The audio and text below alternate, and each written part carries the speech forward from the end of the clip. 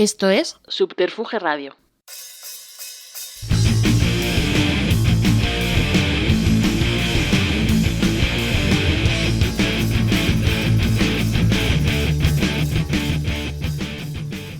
Bienvenidas y bienvenidos a una nueva entrega de Simpatías por la Industria Musical en Subterfuge Radio y emitiendo, como no, desde el estudio Alfonso Santisteban de la calle Almirante. Una nueva entrega donde volvemos al más que fascinante de los medios, a la celestina perfecta entre el oyente y la creación, de la canción, de la música.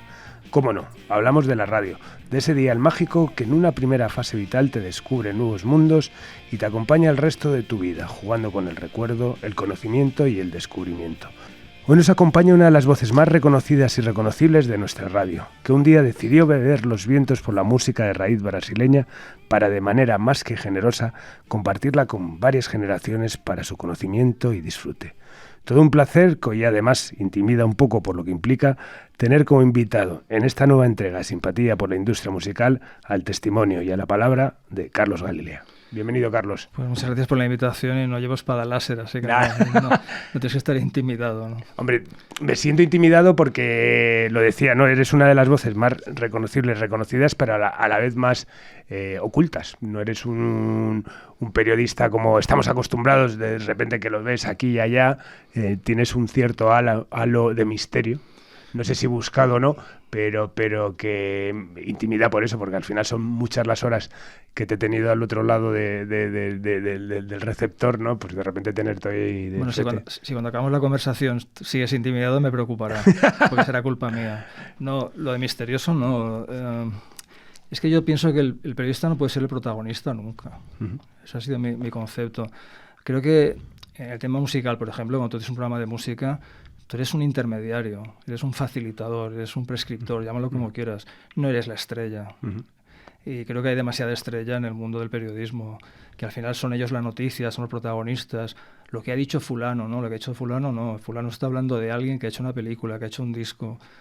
Ese es nuestro trabajo para mí y creo que es un trabajo muy bonito, además. Uh-huh. Yo no lo desmerezco, es que no necesito estar en el escalafón de estar en primera fila, porque no es mi papel.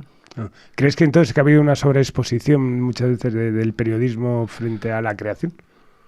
Sí, creo que la ha habido. Hay muchos periodistas estrellas y bueno, y ahora mismo creo que es evidente. Hay gente que habla y parece que son más importantes que la película de la que hablan o del disco que ponen. O sea, yo sé que eso no lo entenderé nunca. Pero también la culpa es nuestra por buscar ídolos fácilmente y retroalimentar esa historia, no lo sé. Es un tema complejo como casi todo, pero yo he preferido siempre, y no es falsa modestia, estar en un segundo plano porque es como un medium, eres una persona que comunica algo a otras personas, que tienes, y es una posición muy bonita, es un privilegio para mí eso. No hace falta que salga tu cara ni salir al escenario a recibir aplausos. Bueno, pero en tu caso has hecho una carrera basada en un programa, si me permites llamarlo, de autor, es decir, con una personalidad muy concreta. Al final, o sea, no es que hayas superado a la obra para nada, pero sí al final has creado un continente, ¿no? Que una personalidad muy concreta, ¿no? Sí, claro, ese es nuestro papel, yo creo, y eso es lo bonito. Sí. Eso es el reconocimiento que uno tiene cuando recibes. Yo siempre digo que los premios a mí sinceramente no me interesan mucho. Pero cuando recibes según qué correos de oyentes que te cuentan según qué cosas, se te saltan las lágrimas, ¿eh?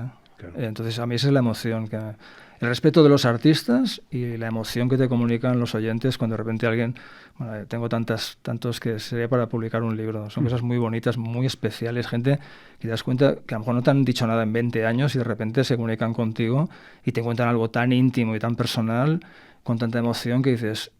la música que estás poniendo consigue ese efecto, pues increíble, ¿no? Y bueno, eso a mí me emociona profundamente. Bueno, en el caso de Carlos Galilea, la primera pregunta, te lo decía antes fuera de micro, ¿no? Al final esto no deja de ser casi una oportunidad de preguntar a gente a la que admiras, algunos en más medidas, otros en otro. En tu caso es mucha la admiración que te tengo. Entonces, bueno, pues aprovechar esta ocasión para preguntarte eso, ¿no? Entonces, en tu caso está claro, ¿no? ¿Por qué Brasil y su música? ¿Cómo llega Carlos Galilea a la música brasileña? Como decía, me gusta que me hagas esta pregunta. Bueno, no sé por dónde empezar, la verdad. A mí siempre me gustó la música. Bueno, yo no concibo la vida sin música, por eso me considero un privilegiado, porque poderse ganar la vida hablando de música, poniendo música y compartiéndola con otros, creo que es un privilegio. Mi hermano me decía una vez, es que lo tuyo es increíble, porque haces lo mismo que hacías en casa, darnos la chapa y además te pagan. Entonces un poco esa historia. ¿Cómo llegó a Brasil? Me gustaba mucho el jazz y bueno, lo primero que yo escuché de Brasil yo creo que fue el disco de Stan Getz con João Gilberto, la bossa nova, eso fue lo primero. Pero el colocón fue Milton Nascimento. Uh-huh. Fue una revista francesa, se llamaba Rock Folk, que bueno, como mi madre era francesa, pues yo conseguí la revista muchas veces y siempre había las portadas siempre eran los Rolling Stones, los Who, Frank Zappa, pero dentro había alguna página que siempre descubrían algún talento. Entonces había 2 páginas dedicadas a un tal Milton Nascimento y yo las leí y bueno, venía a decir que no te lo podías perder y en fin, todo eran elogios, adjetivos superlativos. Y bueno, pues pensé, a ver si un día puedo conseguir escuchar algo, porque no existía internet, estamos hablando de la prehistoria, ¿eh?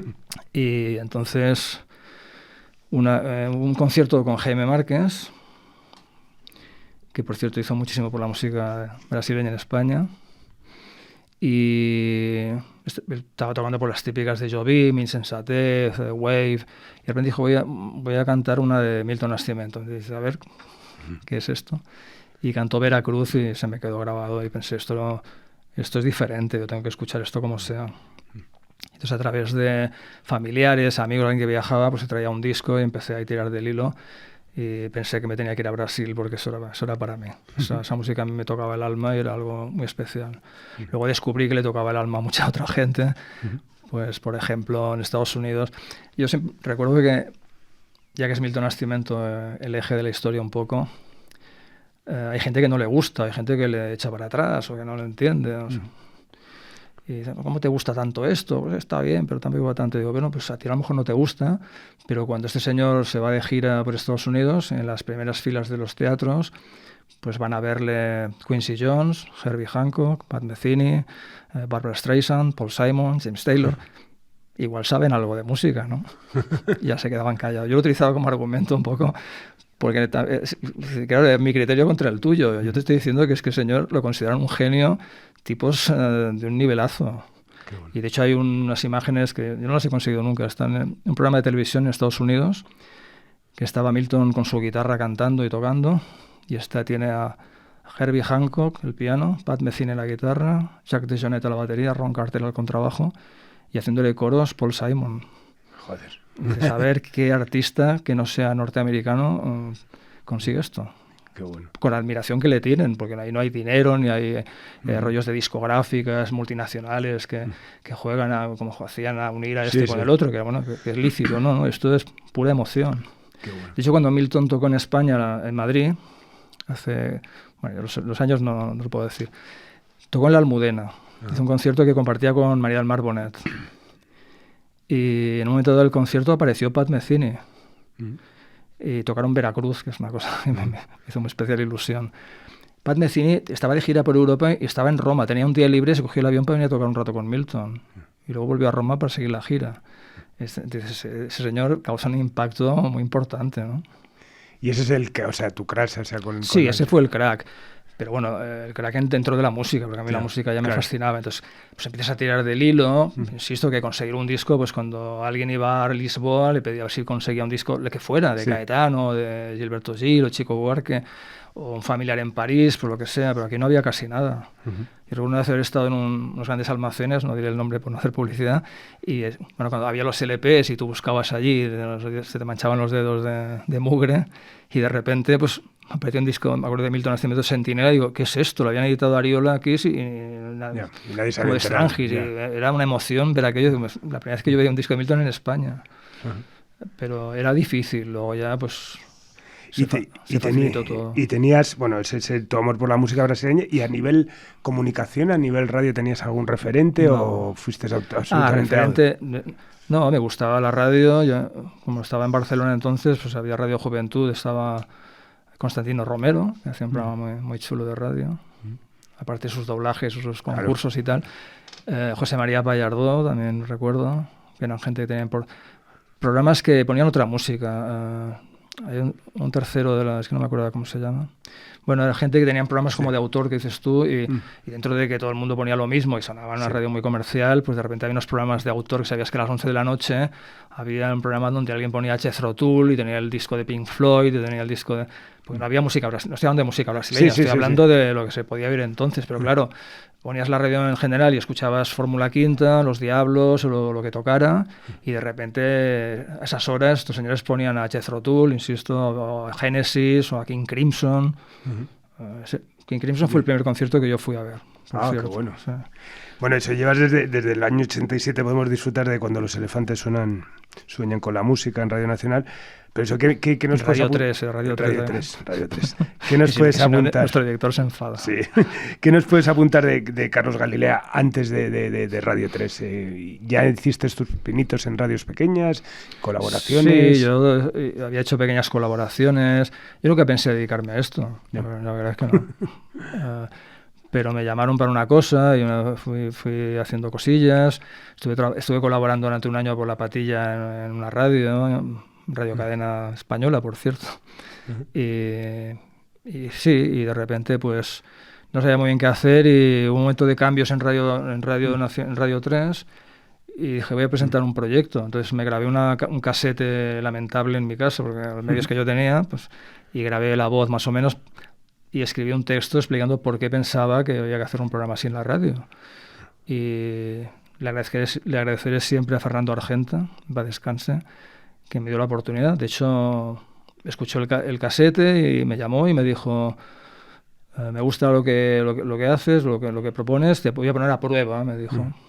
Y hasta hoy. Y hasta hoy. Si alguien decía, ten cuidado con lo que empiezas, porque ahora mismo es que da un poco de vértigo, pero es el programa más longevo de la historia de Radio 3. Es que ningún programa ha durado tantos años. Son 37 años ininterrumpidos. Qué bueno. Y cuando Fernando... le doy las gracias eternas, cuando se fue, porque los directores entonces en Radio 3 duraban poco, había mucho vaivén. Digamos que Tomás Fernando Flores, que hasta ahora ha batido todos los récords del libro Guinness, cuando se fue me mandó una tarjeta muy bonita que decía que una de las cosas que se sentía más orgulloso de su etapa como director era haberme dado una oportunidad, haber contado conmigo. Y también hay una cosa curiosa que me dijo, este nombre lo llevarás como una cruz, me dijo. Porque es muy largo este nombre, pon un nombre más corto, pero al final, así quedó. Bueno, voy a aprovechar que me ha gustado mucho lo que más has dicho antes fuera de micro, también lo de que tu hermano te dice, ¿no? Dice, todo lo que hacías en casa, ahora lo haces tal y encima te pagan por hacerlo. Sí, ¿no? sí, fue a mí. Yo también he estado 25 años colaborando en El País, en el periódico El País, como crítico musical. Y te estoy contando muchas cosas, pero desvaneceremos el misterio. Te lo agradezco mucho. Y entonces me acuerdo que fue mi madre una vez que me llamó por teléfono y vivía en otra ciudad y entonces debía yo estar cabreado por algo, por alguna putada que me estaban haciendo y me sentía mal, lo que fuera, y me dijo, mira, a ver, tú te das cuenta, me dijo, que estás trabajando en la radio que escuchabas y en el periódico que leías. Y me callé y pensé, hostia, pues es verdad, porque no me había dado cuenta. Yo escuchaba Radio 3, básicamente era mi radio. Y yo leía El País, yo compraba El País todos los días. Y si me preguntas cómo acabé ahí, pues no lo sé muy bien. Echándole un poco de morro y luego mucho trabajo y suerte. Y caes con dos personas que te ayudan y que leen lo que has escrito, que les gusta lo que haces y que confían en ti y te dan una oportunidad. Y bueno, pues, poco a poco pues te quedas ahí. Supongo que no molestas.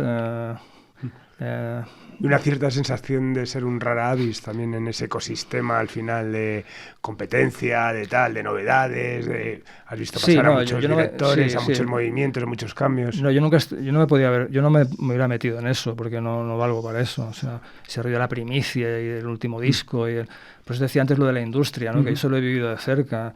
Te doy este disco si me pones aquel y el compañero escondiendo el disco para que no se lo coja el vecino y se lo ponga. O sea, eso lo he vivido esos tiempos. Ahora supongo que eso nos puede hacer reír en la época de las redes sociales y de Internet.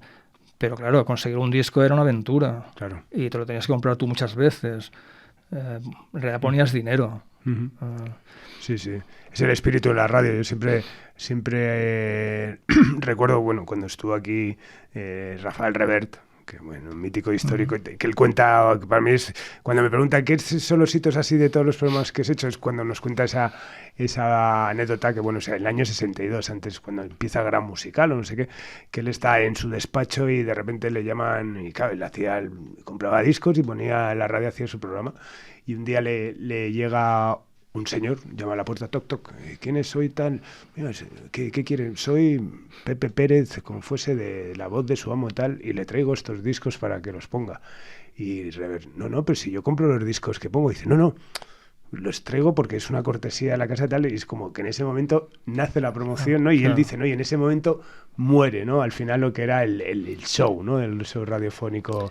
A ver, yo sí creo en la independencia de la gente, o sea, que te den los discos no quiere decir que no seas independiente. No, por supuesto. Lo que pasa es que cuando, al principio, yo recuerdo una llamada de alguien que me dice, había un disco que a mí me interesaba, de una compañía, y le llamo y le digo, mira, que a ver si me podrías mandar este disco, yo estaba haciendo el programa en Radio 3, y me dice, es que no tengo más ya de promoción. Entonces, ingenuo de mí, le dije, hombre, pero es que lo tiene fulano, se ha mandado Mengano, sultano, que no lo van a poner porque ponen otro tipo de música y a mí es que me interesa mucho. Se quedó callado y dice, bueno, te lo mando si me pones tal cosa. Yeah. Una cosa que no tiene nada que ver con lo que yo hacía.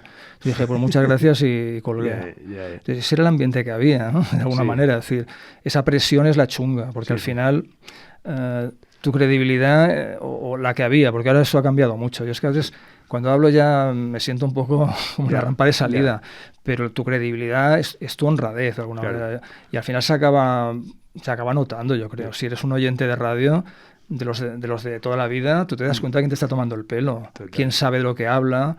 Me acuerdo una vez que me llamó una persona, bueno, había llamadas telefónicas, ahora no llama nadie, ahora es todo por redes sociales y tal, y me dijo, me gusta mucho cómo lo haces, me dijo, es uno de los mayores elogios que me he recibido nunca. Entonces me dijo, me gusta mucho cómo lo haces porque se nota que sabes un huevo, pero no lo demuestras todo el rato. Y eso me pareció muy bonito, porque es lo que yo quería. Yo no estoy aquí para dar lecciones. Yo tengo que intentar para que oigas algo que te puede emocionar. Si yo pongo una canción de Caetano y te gusta, pues yo encantado. Si después tú te buscas la vida, yo feliz. No, y aparte, bueno, yo creo, ahora ya como oyente, claro, o sea, lo chulo de lo que haces es eso, que además no te da ningún pudor recurrir a los clásicos de repente, ¿sabes? O sea, es como dices, joder, qué guay, ¿no? Escuchar esta canción ahora, que no es muchas veces el esnovismo, ¿no? De decir, bueno, voy a intentar ir más allá de ponerlo más raro para que tal, esto tal, ¿no? Es como, joder, qué guay que de repente escuches algo que te apetece escuchar en ese momento, ¿no? En ese contexto, ¿no? De cómo estás haciendo el programa. Sí, no sé. A mí me ha pasado alguna vez de oírme, una vez que me pasó viniendo en coche, un viaje muy largo, estaba por la noche del programa y me acordé, de repente, pues a ver si voy a ponerlo. El coche conducía yo solo de noche y lo escuché durante una hora y debió coincidir que era uno que me gustó mucho y pensé, joder, qué guay, ¿no? Cómo mola este programa. Entonces, es un programa que a mí me gustaría oír, escuchar. Hay otros que también. Yo soy oyente de radio, sobre todo he sido oyente de radio. Y me gusta mucho todos los estilos. O sea, yo no creo como... Hay gente que cree que lo que hace él o ella es lo mejor. No, hay muchas maneras de hacer las cosas. Yo hablo poco, hay gente que habla mucho. Bueno, pues por eso no tengo ningún problema en escuchar a alguien que habla mucho. Me acuerdo de Cifo, un para descanse, que hablaba muchísimo.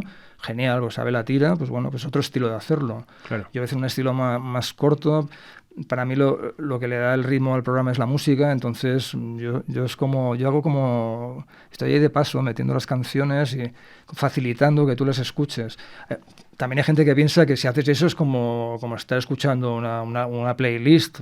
Para mí no, porque primero lo hago yo, el algoritmo es humano, ¿no? Es humano. Sí. Y segundo, la manera que yo introduzco las canciones o las conecto, pues creo que te ayuda a escucharlas y no molesta. Que no soy un tipo que te va a dar la chapa sobre algo y te va a contar 40 cosas de alguien, porque a lo mejor considero que hay gente que le interesa, pero hay gente que lo quiere escuchar la música. Entonces, bueno, pues que le des una pincelada, una anécdota o algo que una canción con otra. Eso es lo que a mí me gusta hacer. Pero hay muchas maneras de hacer radio. Totalmente. Bueno, hacer radio y, como decías, de escribir, por ejemplo, en El País, que has estado 25 años colaborando, y también, bueno, un montón de libros que bueno, de desmenuzarlos todos sería absolutamente complicado, ¿no? Me gusta mucho el de Caetano, que es el que he disfrutado más, quizás eso, porque Caetano no deja de ser bueno, pues uno de los grandes embajadores, igual quizás con cariño lo más mainstream, ¿no? Al final, del que no es un oyente, digamos, especializado, que ha profundizado en Milton, etcétera, ¿no? Caetano es como llegaste a, o sea, tienes una amistad con él, además, o sea, lo has... Bueno, la amistad es... Bueno. No, lo digo amistad, yo nunca he dicho, yo no diría que soy amigo de Caetano, yo le agradezco muchísimo el cariño que me ha mostrado siempre, el respeto. Te ha nombrado en directo. No tengo palabras. Sí, bueno, tú hablas del libro, el libro es que ha escrito el prólogo. Sí, el prólogo, sí. Entonces es el aval, ¿sabes? Sí, por eso. Y dice cosas en el prólogo muy bestias, que no voy a repetir aquí. Entonces... Sí. Yo eso puedo estar agradecido. Yo recuerdo la primera vez que le entrevisté en el Hotel Metropolitano, en el hotel ese que está en la Castellana, no me acuerdo cómo se llama, Intercontinental. Esa fue la primera entrevista. Debía estar 3 días preparándola. Iba allí y pensaba, joder, es que vas a hablar con Caetano. Era una cosa... Y a partir de ahí nace una relación por mi parte, de admiración y respeto absoluto. Y por su parte, creo que poco a poco, de lo mismo, de considerarme... pues me trata como un amigo, y entonces eso se lo agradezco. Pues preparando esto he ido y me he topado con una entrevista que no es de hace mucho, en la que el titular de Caetano dice: nunca he hecho una canción de la que me sienta satisfecho. Siempre ha transmitido... Bueno, es un eterno insatisfecho. Mucha gente le asocia a Gilberto Gil porque han hecho muchas cosas juntos, pero no, a ver, no son Simón y Garfunkel, pero se han hecho muchas cosas juntos. Los dos son de Bahía, el tropicalismo, han hecho una gira juntos. Pero Caetano siempre decía que Gilberto Gil ya ha hecho todo lo que tenía que hacer. Gilberto Gil vive como relajado, es como que ya... Y Caetano para mí es el eterno insatisfecho. Caetano es el artista para mí.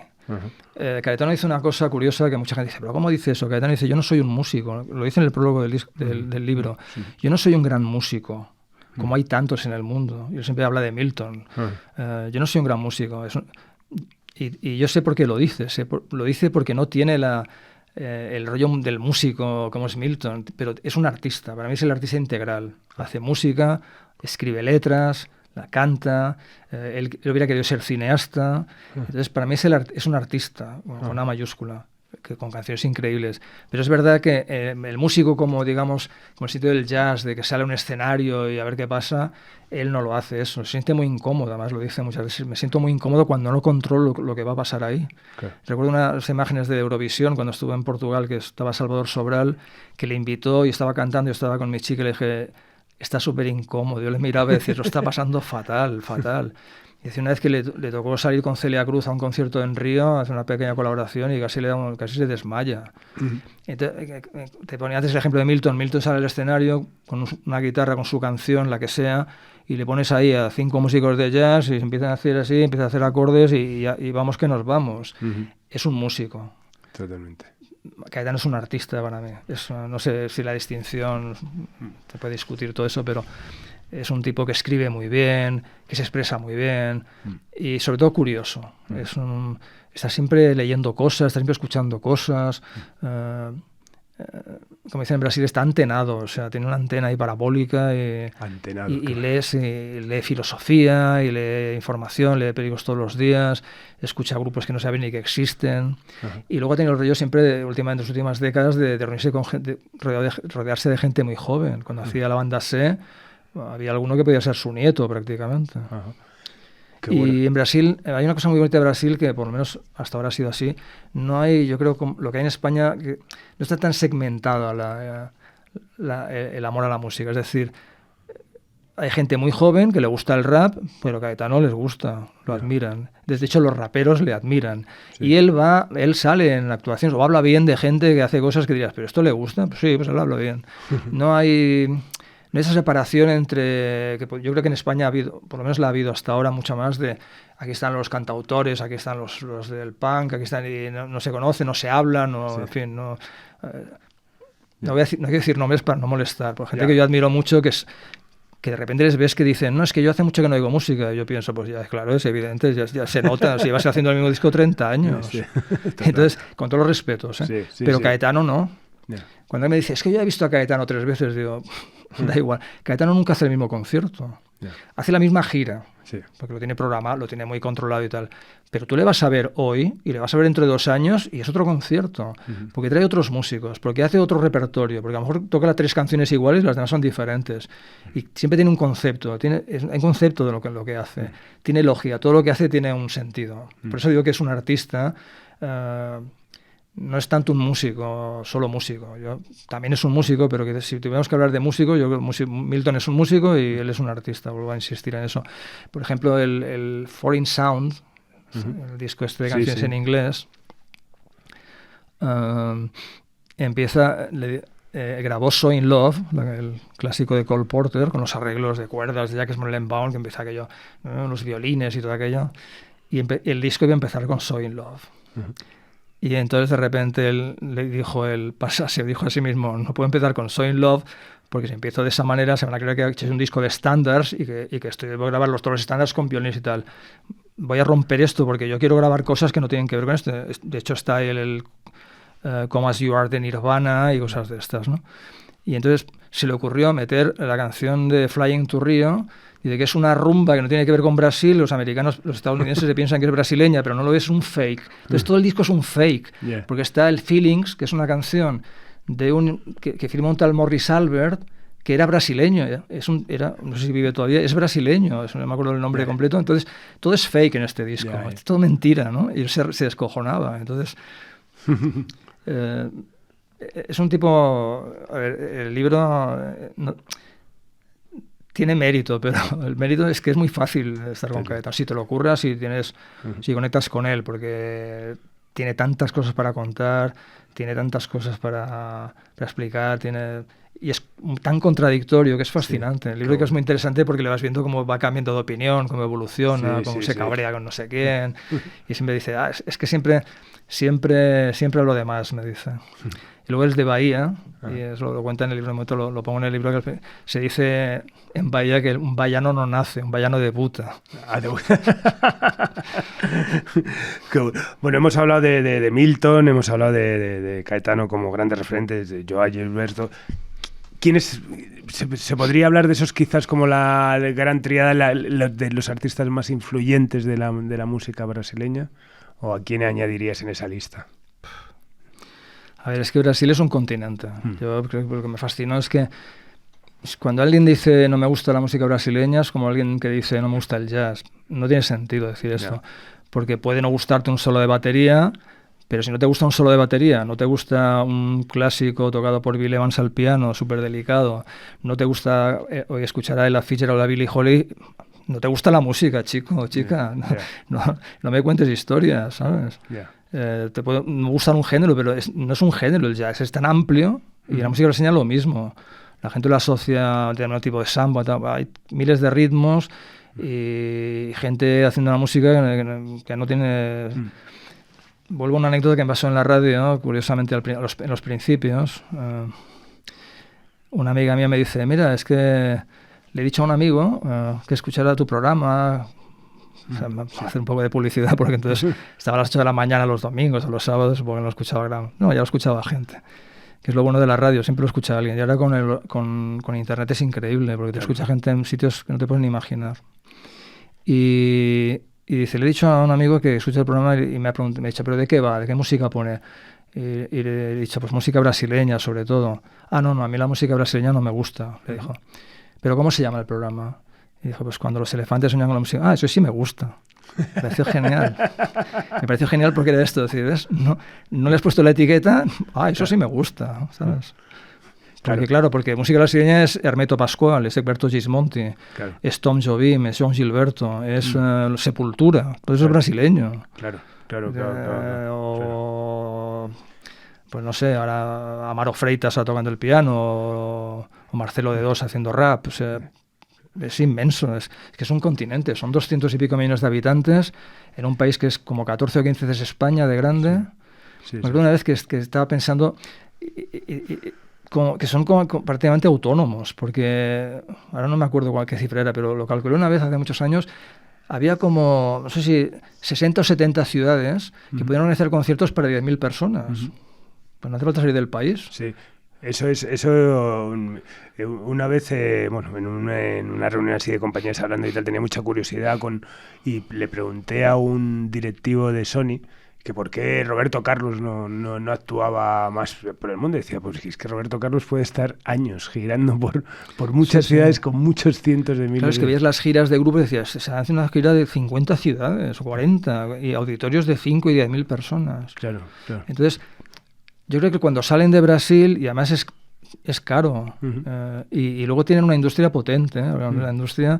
cuando la World Music, que es un tema curioso que lo hablaba con Charlie Gillett, y le hice una pregunta un poco cabronceta porque me interesaba y pensaba, es una referencia del rock como periodista y también en su momento de la mal llamada World Music, que es una etiqueta horrible, pero bueno, músicas del mundo, como si ven. Pues sí, claro, de este mundo, porque música de Marte de momento no nos llega, ¿no? Y le dije, ¿por qué las revistas inglesas, del Folk Roots, los Songlines o la prensa inglesa, no salen nunca artistas brasileños en la portada? Salen de todos los sitios, pero de Brasil no sale nadie. No he visto nunca a Milton, no he visto a Caetano, no he visto a Chico Buarque, no he visto a Jobim, no he visto nunca a un brasileño en la portada de la revista.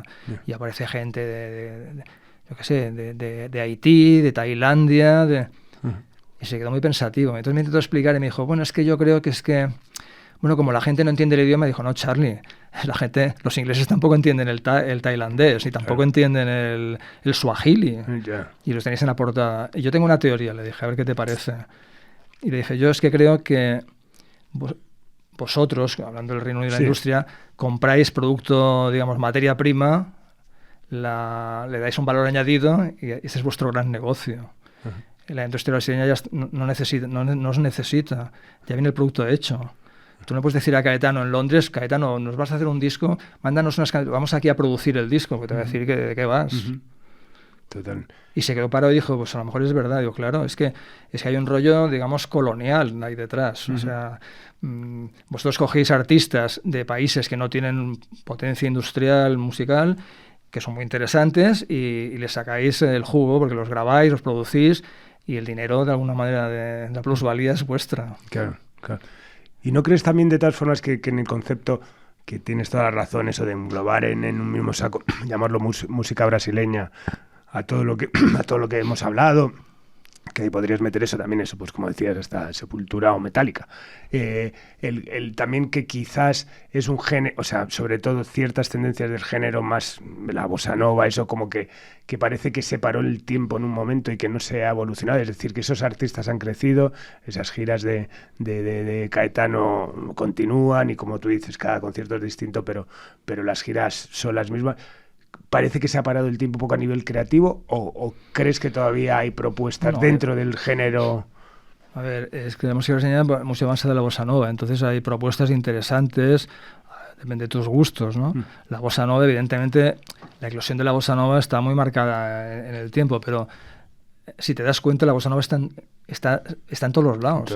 Es que de repente es un disco de alguien y dices, joder, esto es una bossa, está haciendo una bossa. Sí. Y es un inglés, un norteamericano, un español, aquí hay un punto de bossa. Entonces, forma parte ya del acervo musical por lo menos del mundo occidental. Sí. Todos los ascensores de todos los bares de modernos de tal una bossa nova. Sí. O la época en que, por ejemplo, en Inglaterra, que las discotecas utilizaban el samba jazz. Los DJs utilizaban porque descubrieron que esa música del samba jazz se podía bailar muy bien. Y que a la música electrónica pues le faltaba armonía y melodía, y a Brasil le sobra eso, la armonía. Claro. Que siempre Jobim decía, cuando Antonio Carlos Jobim le decían, no, es que ustedes han cogido la armonía del jazz. Y yo me decía, no, la armonía del jazz no. La armonía del jazz es la misma que de la bossa nova. Es la de Debussy y Ravel. Claro. Es la armonía del impresionismo francés y tal. Ahí está. Nosotros hemos cogido ese tipo de acordes. Claro. No hemos inventado nada. Claro. Entonces sí hay una relación más cercana entre Brasil y Estados Unidos por el tema, yo creo, del aporte africano por un lado y por otro lado de la armonía europea. Uh-huh. Y hay un contacto incluso histórico, se puede ver. El primer disco de Ragtime se publica en las mismas fechas el primer disco de Choro en Brasil. Coinciden las fechas. Es muy interesante ese intercambio que tienen. Mucho más que con Europa, ¿no? Y en Europa, además, España no creo que haya sido un país nunca demasiado receptivo a Brasil. Yeah. Ha sido mucho más receptivo a Francia, Italia. Hay muchas más versiones de canciones brasileñas en francés y en italiano que en español. Uh-huh. Ya las explicaciones yo no las tengo, pero... Uh-huh. Pero también Celia Cruz decía una vez, la pobre, que no venía nunca a España. Decía, es que... le agradecía a Lola Flores, que la había contratado algunas veces en su local, que no me acuerdo cómo se llama ahora, que estaba ahí por la Gran Vía en Madrid. Y estaba Celia Cruz súper agradecida, porque cuando nadie me hacía ni caso, Lola me contrataba, y yo venía a Madrid a cantar. Dice, pero no les entiendo, de los españoles, decía, porque me contratan en Finlandia, me contratan en Suecia y aquí no vengo. Y en Estados Unidos, porque ya vivía en Nueva York, dice, en Estados Unidos, si no te entienden, no te atienden. Una frase graciosa de doña Celia. Qué bueno. Bueno, volviendo a la radio y también, bueno, hablabas eso también, bueno, hablábamos de ese programa, creo que de identidad de autor, ¿no? De marca. También haces un programa destinado a los amantes del género amplio, pero bueno, vamos a hablar de música brasileña para entendernos. Buscas también la evangelización en el buen sentido de la palabra, es decir, creo, yo es lo que percibo cuando te escucho, es que te gusta tanto lo que pones y de lo que hablas, que también buscas al final que a los oyentes nos guste lo que... Busco que se emocione el que lo escucha o que le guste, pero yo nunca he sentido que hiciera proselitismo. No. Además que no es algo que no me gusta. Hay una anécdota curiosa, que una vez, hace bastantes años, un compañero me dijo, se está oyendo mucha música brasileña, o sea, se está poniendo de moda, estarás contento. Y dije, no, qué horror, qué horror, ¿no? Que se ponga de moda, no, que se emocione alguien, sí, que se convierta en una moda, no, porque como moda pasará, como todas las modas, no es una moda, es emoción. Entonces, yo vuelvo a la emoción. En el programa de hoy, no sé, a ver qué es lo que he puesto, no me acuerdo, pero yo puedo poner un programa donde suene muy poca música brasileña. Hoy de Chico Buarque es verdad un especial de sus canciones en el cine, pero puedo hacer un programa con yo qué sé, con Isabela Ontená, y porque tiene un punto brasileño y tal. Sí, siempre hay una relación, pero con muchísimos artistas que no son brasileños. Uh-huh. Lo que pasa es que, bueno, te cuelgan el San Benito y es verdad, yo siempre digo, la base del programa es la música brasileña, pero lo que yo entiendo música brasileña de calidad, porque también una música brasileña que es bochornosa. Que es como me dijo alguien una vez, esto en Brasil, hostia, joder, me he jodido porque es que las músicas que tú pones no se escuchan en la radio en Brasil, me decía, súper cabreado, casi conmigo, ¿no? Como diciendo, nos estás engañando, ¿no? Yo no te engaño, te pongo lo que me parece que vale la pena. Pero es verdad que no es lo que más se oye en Brasil, en las emisoras de radio, porque... Pero sigues sintiendo ese placer de descubrir algo, decir, hostia, qué guay, mañana lo voy a poner y tal, y como disfrutar, como... Sí. Es que yo te digo que sí, yo lo siento que lo sientes, pero por eso que al final... A ver, con la misma intensidad no lo sé, porque ha pasado tanto, es que no lo sé. Recuerdo momentos muy emocionantes y siempre te emocionas. La vez que escuché a Cesárea Évora, que es caboverdiana, pues recuerdo que... Te cuento la anécdota si quieres. Yo estaba en casa, era de noche, estaba en la cama y estaba buscando en el dial de la radio, una radio, y están todos poniendo partidos de fútbol, esos programas deportivos de la medianoche, ¿no? Bueno, a mí me gusta el deporte y el fútbol, pero me hacen un coñazo, y estaba buscando otra cosa y de repente aquello que oye, una música, la señal no era muy buena de la emisora, porque el día ibas girando el dial, supongo que la gente ahora la mayoría no sabrá ni de qué estoy hablando, como si hablas de una cabina telefónica. Entonces ibas girando el dial y buscando emisoras, y entonces empecé a oír algo ahí, pero no se oía muy bien, y dije, hostia, qué bonito es esto. Dice, parece portugués, pero no es portugués de Portugal ni de Brasil, no sé qué es esto. Y digo, a ver si cuando acaba la canción, como hacíamos antes, como al principio cuando yo escuchaba, a ver si cuando acaba dicen el nombre, porque me interesa mucho lo que está poniendo, ¿no? Y acabó la canción y una emisora francesa y dijo, pues Césaria Evora, Mar Azul. Hostia, yo me quedé con la copla. Entonces en un viaje a París, que para un trabajo del periódico, me fui a la FNAC rápidamente a ver qué había allí y vi Mar Azul de Césaria al bolsillo. Entonces llegué a Madrid. Yo grababa entonces el programa porque se emitía unas horas, no me acuerdo, y se grababa y había una técnica de sonido, una persona ya de una cierta edad pero con mucha sensibilidad musical. Y me decía, no, yo no entiendo de música. Digo, Milagros Laza se llama. No se trata de entender, se trata de sentir. Tú te emocionas, tú cuando oyes algo que vale la pena, porque aquí hay compañeros, alguno que te pone algo y dice que esto es buenísimo, y tú le miras diciendo esto es un pestiño, y yo le digo, y tienes razón, esto es lo que están poniendo, es un pestiño, ¿sabes? Entonces tú tienes sensibilidad musical, tienes tus gustos, pero tienes sensibilidad musical. Que es una cosa diferente, porque a mí me puede gustar más o menos algo, pero yo si veo algo muy bueno, creo que en música lo reconozco, digo, esto es buenísimo. No es algo que me emociona, pero esto es bestial. Aquí está pasando algo, ¿no? Y entonces puse a Césaria Évora y se quedó, me miró así, ¿qué es esto? Era como... Y hay gente que pasaba por el pasillo, se asomaba a la puerta, y era como... Entonces, esa emoción es la que yo he buscado siempre. No la consigues siempre, porque tampoco la tengo siempre, y porque no todo te emociona igual. Pero si consigues... Si a lo largo de todos estos años has conseguido que alguien se emocione con algo, pues ya vale la pena. Y yo creo que se han emocionado muchas personas con muchas cosas. De hecho, porque te lo van diciendo, ¿no? Y porque te dan las gracias y como que les has acompañado. Es una cosa muy decía al principio, muy impresionante. Tengo testimonios de gente en un hospital, gente que habla que alguien que se ha muerto. O sea, te cuentan historias que pero me está contando esto como si fuera de la familia. Y es muy bonito, es muy emocionante, ¿no? O sea, que se puede decir que como comunicador te sientes arropado por el oyente. Quizás esos 37 años que lleva el programa sea la certificación de ello, ¿no? Al final hay una fidelidad, ¿no?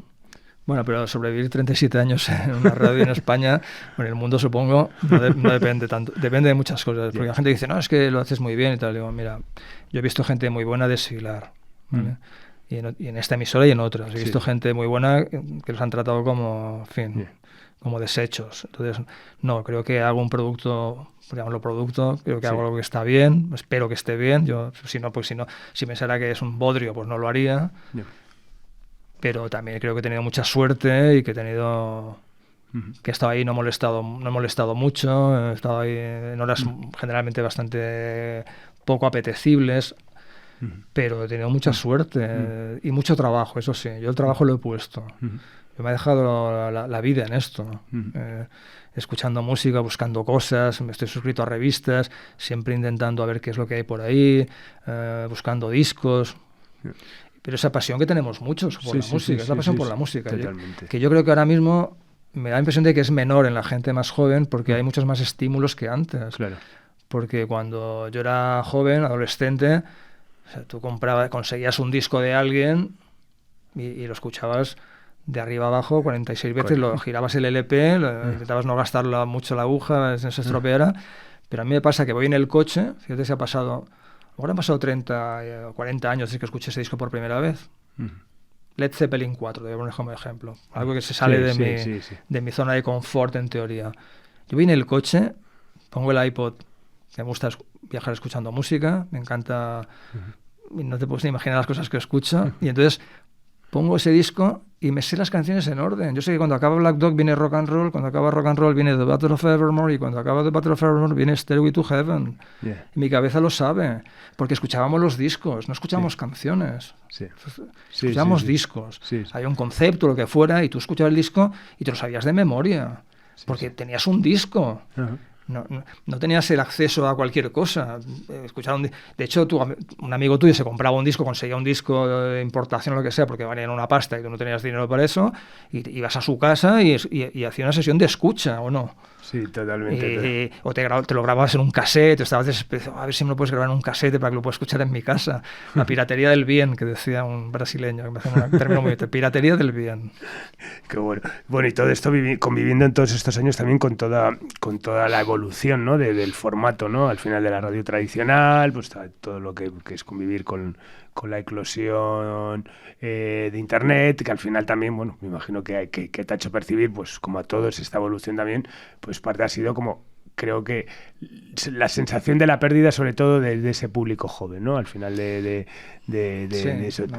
¿Crees que realmente la radio con la que tú empezaste y creo que vuelvo a lo mismo, quizás vuelvo a lo mismo al principio, que eres un rara avis en el buen sentido de la palabra, ¿no? Que al final has seguido tu rumbo y tu ritmo sin que te haya afectado las cosas externas, pero al final formas parte, ¿no? De lo que es la radio, ¿no? Como tal. ¿Crees que al final esa pérdida que ha habido quizás con el público joven es una brecha difícil de recuperar? Es que no lo sé, porque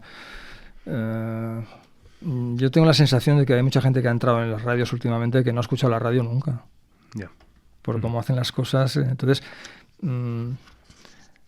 había un tema un poco polémico. Sabes que muchas... bueno, o sea, que ponéis la cámara y tal. Yo estoy completamente en contra de la cámara. Y creo que la magia de la radio es que no hay imagen. Eso había un cartel muy grande en RTV que decía: la magia de la radio es que no tiene imagen. La radio te acompaña y tú puedes imaginar lo que quieras. A mí, por ejemplo, nunca me gustaron los videoclips de la MTV y tal, porque me parecía que te marcaban... No, tú imagina lo que te dé la gana. No, si te pongo imágenes, te estoy mediatizando, te estoy diciendo... ya cuando oigas la canción estarás viendo el videoclip en tu cabeza. Sé que es discutible lo que estoy diciendo, pero la voz con una imagen ya se ha inventado, se llama televisión. Y luego se llaman otros formatos, pero ya se inventó. Entonces la radio nunca tuvo imagen. Alguien empezó a poner la cámara, y entonces, claro, como todo el mundo quiere ser moderno y tal, pues todo el mundo pone la cámara. A lo mejor yo voy en contra de algo que es el futuro, pero yo creo que al final lo que estás haciendo es una cutre tele. Total. Porque cuando empezaron las televisiones privadas, igual te acuerdas, que se metían mucho con la televisión pública, lo malos que eran, y nosotros lo haremos de puta madre. Cuando empezaron las privadas, daba pena verlos. Sí. Hay tres en un estudio con una cámara diciendo: ¿y esto es lo que estáis haciendo? A ver, es que la tele es complicada hacerla, hace falta mucha gente y mucho dinero. Esto no... Entonces, bueno... si pones cara a la gente, si los oyes hablar, y sobre todo en un programa musical, entre canción y canción, que estás mirando, alguien que se rasca la cabeza, pues vete al zoológico. Sí. Con todo respeto. Sí, además eso, bueno, no, al final siempre yo siempre es lo que he defendido de la radio como consumidor y como fan del medio, ¿no? Que es eso, esa sensación que siempre has tenido de que te está hablando a ti. O sea, claro. que está el locutor en el estudio y te está hablando a ti. Te habla a ti. Tú lo estás escuchando y lo estás escuchando en la cama, lo estás escuchando mientras cocinas, mientras haces... Y sobre todo mientras puedes hacer algo. Sí. La televisión, cuando hay una imagen, requiere que la mires. Tú no puedes conducir un coche y ver la televisión. Tú no puedes cocinar viendo... Bueno, puedes cocinar viendo la televisión, pero no sé cómo te va a saldrá el plato. Pero tú puedes hacer cualquier cosa escuchando la radio. Totalmente. Porque es como alguien que te está hablando y así hay música, pues te acompaña. La sensación de que te acompaña alguien. Total.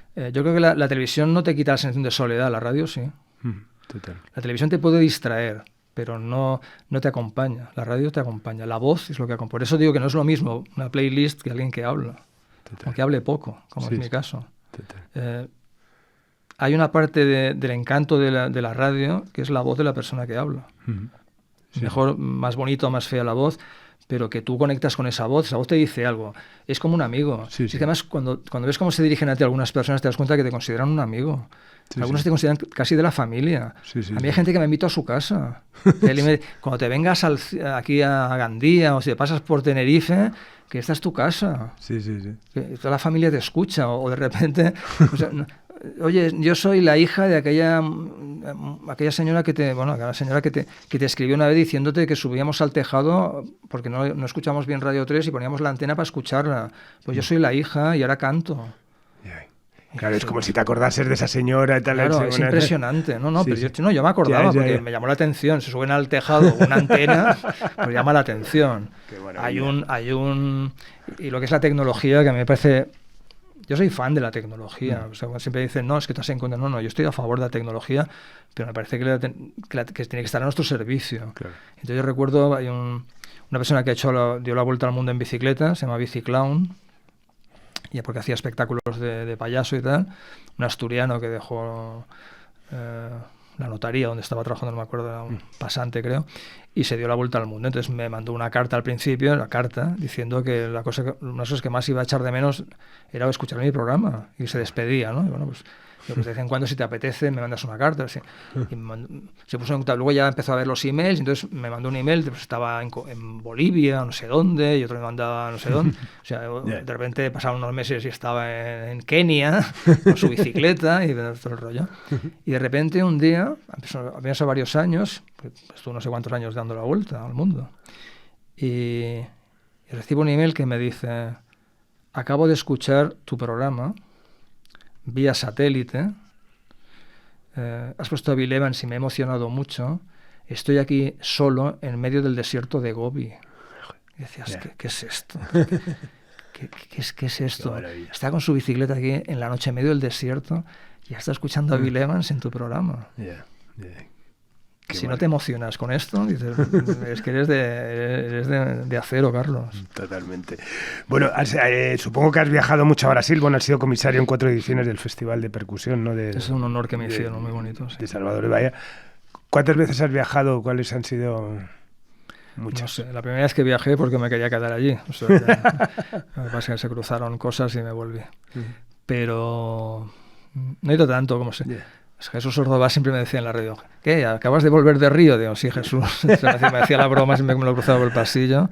Pero no he ido tantas veces. A lo mejor he estado de repente 10 o 15 años sin ir. Ajá. Al principio iba pues al principio fue un viaje iniciático, que digo yo. Luego puedo haber ido de vacaciones a ver a un amigo. He tenido la suerte que me hicieron un comisario de ese festival de percusión maravilloso y fui a trabajar allí, que es lo más bonito. Pues como mejor conoces un país cuando vas a trabajar y porque contactas con la gente. Ser turista es una cosa que me parece cada vez más triste, porque al final sí, ves los monumentos y ves cosas, pero pasas al lado de la vida real. Entonces, cuando puedes ir a trabajar, sobre todo en un trabajo creativo, que estás en un teatro y ves un concierto y ves a los músicos y hablas con la gente y vas a casa de no sé quién y estás varios días en un sitio viviendo eso, pues es un regalo. Para mí eso es un regalo. Pero no he ido tanto como parece. Es verdad que hablo portugués, más o menos, me defiendo. Hablo hasta tengo jerga y todo. y bueno. Pero que preguntarte por tu mejor recuerdo de esos viajes sería una butade, porque son muchos, imagino, muchísimas emociones. No, recuerdo pues esas sorpresas de la música que tú las tienes que vivir, porque a mí, yo estoy hablando mucho aquí, pero a mí me gustaría casi preguntarte más a ti por Subterfuge, porque todo esto es milagroso, ¿no? O sea, casi más complicado que haber sobrevivido en la radio tantos años, yo creo. Sí, también hemos pasado unas cuantas travesías. Por eso. Entonces, me acuerdo una vez en el Percpan, el festival de percusión, esto lo recuerdo muy bien, que estaba una orquesta llamada Rumpilés. Es una big band, iban todos de blanco. El Teatro Castro Alves, el mayor teatro que hay en Salvador de Bahía, es un teatro histórico porque hay conciertos históricos de Caetano y de Gilberto Gil. Y uno de los conciertos que había, el Festival de Percusión, era la Rumpilés Orquestra del maestro Lethir Slate. Eran como 20 músicos, todos de blanco. Era muy curioso porque todos los percusionistas iban trajeados como de smoking y toda la parte de metales iban con camisetas. O sea, un poco el contrario de lo que suele haber, que los percusionistas van un poco siempre... Y aquí la ironía un poco lo hacían, yo creo, aposta, es decir, los percusionistas van todos impecablemente vestidos y trajeados, y los que tocan los metales y tal, pues van más de blanco todos, pero con camisetas, tirantes y todo el rollo. Y yo no les había oído nunca. Empiezan a tocar y esa sensación de decir, ¿qué es esto? Era una especie de... como si estuvieras oyendo la Big Band de Count Basie con una orquesta afrocubana, una orquesta de Cuba, una percusión brutal, unos arreglos de metales, y al lado mío estaba Marco Susano, que es uno de los mejores percusionistas de Brasil, y empieza a escucharlo, estábamos los dos al lado, yo no decía nada y él tampoco, y al cabo de un rato le digo que digo, voy a decir la expresión con perdón, dijo, puta que parió, que es una expresión brasileña, decir, joder, esto es la hostia, ¿qué es esto? Estaba el tío, estábamos los dos alucinados de lo que estaba sonando allí, la tímbrica, los arreglos, la dinámica de aquella música. Esos momentos no tienen precio. el precio. Total. Bueno, si te pongo en el compromiso de que para algo iniciático le tuvieses que decir los 3 discos que consideras imbatibles. Esto... Los tres discos. Dime 3 discos. Mira, te presento a Pepe, no existe, pero quiere irse a una isla desierta a escuchar 3 discos que resuma todo ese universo enorme que tienes tú. Bueno, tampoco tienen que ser los mejores. Por ejemplo, me has dicho lo de Milton. Yo a Milton lo he escuchado, pero como me has hablado más enfatizado de él... Mira, Milton Nascimento, por ejemplo. Pienso escucharlo esta noche en mi casa. Club de Esquina. Un doble LP que salió en el 72, que con el tiempo me enteré de que era el disco que tenían, cuando estaban estudiando en la Berklee, Pat Metheny y Lyle Mays lo tenían de disco de cabecera. Y a mí me gusta, bueno, los dos, el uno y luego hay un segundo Club de Esquina posterior en el 78, también doble LP o doble CD ahora. Y Pat Metheny contaba que, bueno, llegó a decir que para él el Club de Esquina 2 es igual que los mejores discos de los Beatles, igual de bueno que el Songs in the Key of Life de Stevie Wonder. A mí me parecen 2 discazos brutales, que además son discos colectivos, porque hablamos de Milton, pero ahí hay letristas, están músicos como Toniño Horta, como Paulo Moura, es un nivelazo de sonido, de todo. Son discos colectivos porque hay mucha gente trabajando. A Milton le gusta mucho, siempre decía yo para crear tengo que estar rodeado de gente y de ruido. O sea, yo sí está lleno de sobrinos y ahijados y todo el mundo dando es cuando yo creo. Esto de estar solo y silencio no me sale nada. Entonces son trabajos colectivos son muy bonitos, son 2 discazos para mí. Y además si tú los escuchas hay referencias a muchas cosas que no son brasileñas. Es porque está la música religiosa de Minas Gerais, que tiene mucho que ver con la península ibérica. Está el sonido del folk de Crosby, Stills, Nash & Young, yo creo, está Miles Davis, está todo ahí, está metido ahí, es un batiburrillo original, pero con que es música para mí universal. Tú escuchas eso, la prueba Pat Metheny, escuchas eso y dices, esto es para mí, o no, pero si conectas es brutal. Otros discos, no sé, hay tantos. Hay un disco que a mí me fascina, que es uno...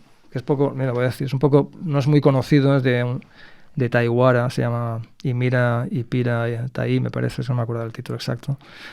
Es un disco que estuvo prohibido por la censura en Brasil, lo destrozaron, lo prohibieron, la censura de los militares en los años 70. Taiwara era de origen paraguayo, creo recordar, pero ya vivía en Brasil, y es un disco fascinante, es oceánico, toca Hermeto Pascual ahí dentro, toca mucha gente. Yo lo conseguí en Japón porque era imposible conseguirlo, me costó una pasta, me lo mandaron de Japón y ahora es más fácil encontrarlo, pero me parece un discazo. Taiwara, Imira Ipira Tai, me parece que se llama el disco. Es muy especial, pero son esos discos que dices, esto es único. No, pero yo insisto, no me gusta mucho recomendar, porque ¿qué es lo bueno de la radio? Cuando estás en un periódico o una revista, pues tienes tendencia, pues este disco es muy bueno, muy mal. Yo nunca intento no decir adjetivos. Creo que tú lo escuchas y dices, joder, vaya coñazo que me está poniendo Carlos hoy, o vaya canción que no me gusta nada. Pero no, porque creo que en ese sentido cada persona es un mundo, y entonces yo entiendo que la sensibilidad del oyente es igual o mayor que la mía. Siempre he pensado eso, que es un trato de respeto absoluto. Yo, cuando pongo algo, yo me lo curro, intento que sea lo mejor posible. Si no es mejor es porque no sé hacerlo. Pero ese rollo de voy a salir del paso, a ver, ponme un disco, ponme la siguiente canción, ¿cuánto dura? 3 minutos, ponme la de 4. Eso no lo he hecho jamás. Sé cómo empieza, sé cómo acaba y sé por dónde va. Que un día estás más inspirado, que un día te sale un pestiño de programa. A veces yo va por la mitad y digo, ay, Carlos, hoy el programa no mola mucho, vamos.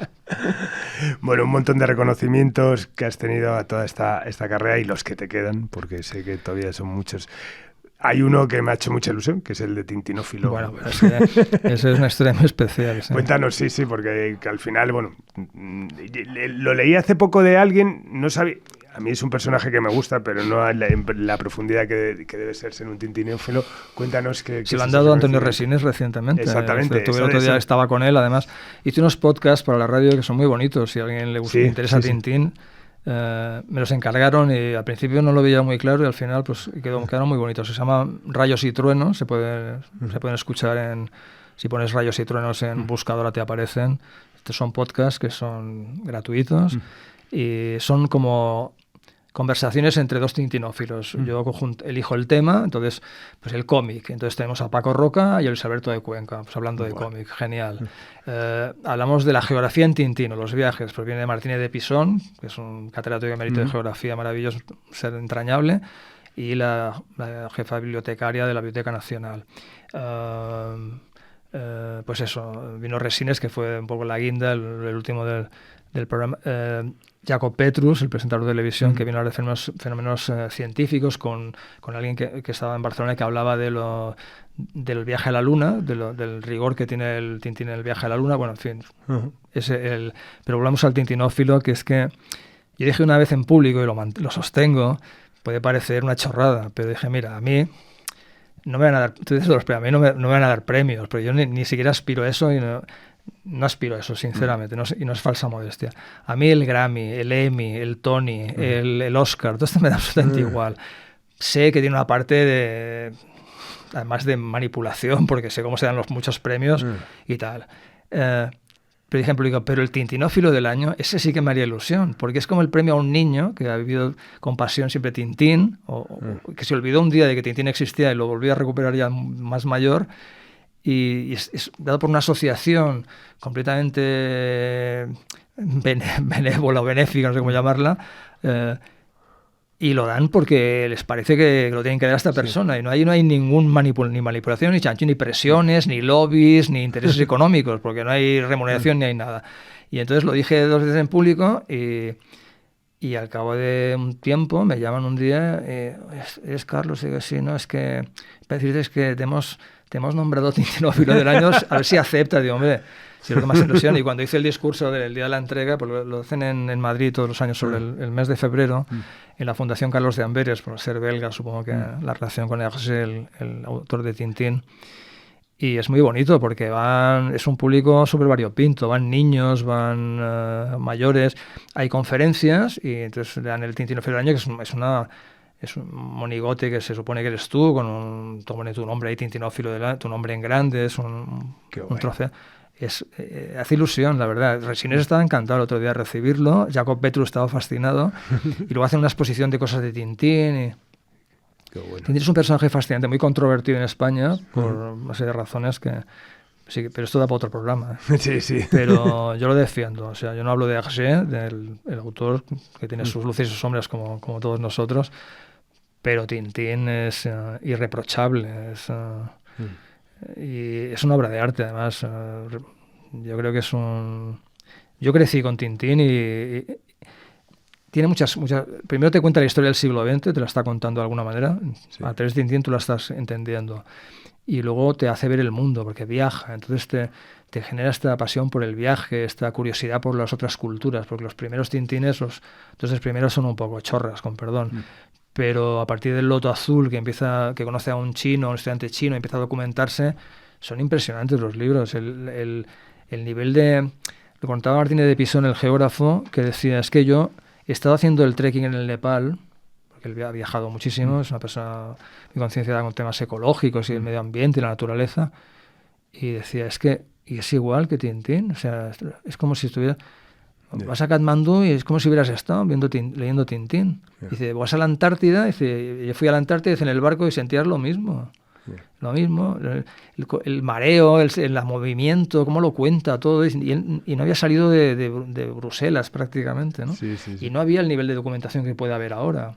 Pero yo lo veo un poco como Julio Verne, ¿no? Una especie de visionario, y luego como trata también el respeto a otras culturas. Es una cosa muy impresionante, porque en la doble historia, que es las 7 bolas de cristal y el templo del sol, hay un momento que a mí me impresiona mucho.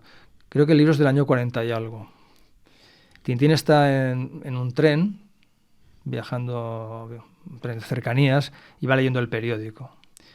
Eso que se abre con papel, que por si la gente no se acuerda. Y entonces va leyendo el periódico y dice, y pone ahí, la expedición de Sanders Harmut, no me acuerdo cómo se llama, vuelve con la momia del Inca Raskar Capac. Y entonces hay un señor al lado con un bombín que está leyendo por encima del hombro, como se hacía antes, y dice, joven, esta historia acabará mal. Estaba todavía la influencia de Tutankamón, aquella historia que había movilizado la imaginación de tanta gente. Dice, esta historia acabará mal. Dice Tintín, ¿por qué? Dice, pues porque imagínese, fíjate lo que le dice, imagínese que esta gente viniera de su país, abriera la tumba de nuestros reyes y se llevara sus restos a su país. ¿Qué pensaríamos? Y en el año 46 el señor escribe eso. Joder. Que no había ninguna conciencia de eso. ¿Sabes? Dices, vamos a ver, esta idea de decir, claro, es que vamos a ver, están desenterrando a una persona, un muerto, se están llevando como un trofeo a un museo. Pues como si vinieran aquí, abrían la tumba del rey y se lo llevaran para ponerlo en el museo de Quito, o de Bogotá, o de... Pues, escribir eso en esa época... Y además alguien que venía del imperio belga, bueno, eran los amos del Congo, ¿no? Esa historia. Tampoco se decía Tintín en el Congo. Los ingleses lo han puesto en la zona de adultos, no sé si lo sabes, está un escándalo. Solo se vende en la sección de adultos. Bueno, voy a hacer una burrada, pero la voy a decir. El imperio más genocida de la historia, no se permite poner a Tintín en el Congo en la zona de adultos. No, ponlo en la zona de niños y explícalo, ponlo en la zona de explicación. Es tonto Tintín en el Congo. Mata a muchos animales porque también sea consciente, le pone... Luego decía que le había dado pena porque se pone dinamita en un hipopótamo y lo hace por los aires. Es un cómic de los años 40, de los años 30. ¿Vale? Y entonces... Y cómo trata a los africanos, pues los trata con condescendencia, con benevolencia, como si fueran niños pequeños, con esa visión paternalista que es la que había. Porque la que había en España o en Francia, con el buen bananía, el buen negrito, todo ese rollo. Pero que no me digas que en los años 30 en Europa la gente tenía conciencia de que el rey de Bélgica era un genocida y que habían matado a 2 millones de congoleños. Eso no estaba en el ambiente. Eso es de ahora. Entonces... tener esa visión, bueno, en fin, yo me enrollo mucho con Tintín, pero veo que es una cosa compartida porque tintinófilos han hecho, la asociación se llama Mil Rayos, y el otro día en el programa de Broncano, Resines sacó la hoja de que se había hecho socio. Y Mil Rayos, son una gente muy enrollada, son tintinófilos, han sido en los últimos años, pues Paco Roca, Joaquín Reyes, es increíble la cantidad de gente que le gusta Tintín, ¿eh? Qué bueno. Qué bien, pues nada, no me parece mejor epílogo que hablar al final de una pasión por el medio en el que has trabajado y trabajas, por una música con la que has crecido, has disfrutado y nos has hecho disfrutar, y acabar con una pasión que es Tintín. Y una cosa que, bueno, como ya le he contado alguna vez, yo no me había dado cuenta, eso me lo hizo ver una amiga, Olga, que vive en Alemania, me dijo un día, ya lleva muchos años, dijo, ¿tú te das cuenta que el programa nació un 10 de enero? Y que la vez que Tintín sale en un periódico belga es un 10 de enero también. Joder. Madre mía. Dices, qué cosas, ¿eh? El mismo día. Qué bueno. De otro año, o sea, pero dices, qué casualidad más increíble, ¿no? Qué bueno, qué bueno. Y yo Tintín lo tenía muy olvidado, pero de repente una novia que tuve, salió una colección de cochecitos, esos que vendían en los kioscos, me regaló uno, ya empecé a enganchar y de repente... Y como dice Antonio Resines... Dice, bueno, yo tengo aquí, me enseña, el teléfono lo tiene tuneado, lo tiene con Tintín, en fin, tiene montones, compra de todo, tiene una colección de cosas de Tintín impresionante, porque como Tintín ya no se ha vuelto a escribir, porque José no quiso que siguiera después de su muerte y murió en el 70 y tantos, pues lo que mantiene vivo a Tintín son los muñecos. Totalmente. Las figuritas, los coches, toda esa parafernalia en 3 dimensiones, que lleva Roca muy inteligente, decía, es que han conseguido meterlo en 3 dimensiones y es muy bonito, los muñecos son muy bonitos, los coches todo es muy bonito. Entonces hay un coleccionismo brutal, y Antonio Resines lo comparte. Me decía, bueno, yo me decía un día que vino al programa, me decía, bueno, claro, es que gente está, que son como... No como yo, son putos enfermos. Y digo, bueno, yo también soy un puto enfermo. Se lo decía con mucho cachondeo. Bueno, pues nada, esta conversación da, entre otras cosas, bueno, para conocerte un poco más, cosa que te agradezco muchísimo, para en la mayor brevedad voy a rebuscar entre mis discos uno de Milton, que seguro, Nacimiento seguro lo tengo, y también voy a revisitar Tintín, porque creo que, vamos, me has puesto los dientes largos. Tintín a partir del Loto Azul, como digo yo siempre. Siempre eso tengo mucho más fácil. Me dices, ¿por cuál empiezo? Pues con Nostradamus, Las joyas de la Castafiore, que es una pasada. Pues nada, muchísimas gracias, Carlos. A ti por invitarme. Un auténtico placer, de verdad. Pues me hubiese quedado... Vamos, todo el tipo del mundo, que muchísimas gracias, de verdad. A ti, por invitarme. Un lujo tenerte aquí. Pues nada, despedimos esta nueva entrega Simpatía por la Industria Musical, emitiendo desde el estudio Alfonso Santisteban de la calle Almirante, con Fran Leo a los mandos técnicos, y nos vamos con el Brincadeira, del que da nombre a este estudio. Nos vamos con Alfonso Santisteban. Adiós.